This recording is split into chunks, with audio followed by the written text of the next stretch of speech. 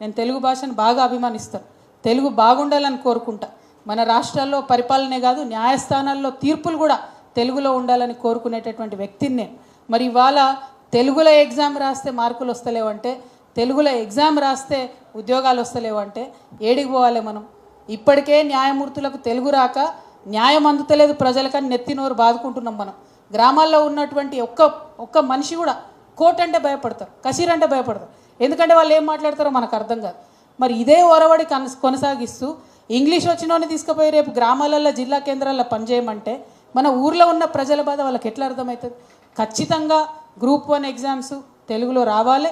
ఏవైతే fundamental mistakes జరిగినాయో, కనీసం Telugu paper లేకుండా క్వాలిఫైయింగ్ ఎగ్జామ్ ఏదైతే పెట్టినరో ఆ బేసిస్ మీద కూడా మనం న్యాయస్థానాల్లో పోరాటం చేద్దాం.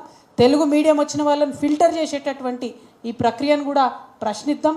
తప్పకుండా తెలుగు మీడియం అదేవిధంగా ఉర్దూ మీడియంలో రాసినటువంటి వాళ్ళందరికీ కూడా న్యాయం జరిగే వరకు పోరాటం చేద్దామని ఈ సందర్భంగా మీకు తెలియజేస్తూ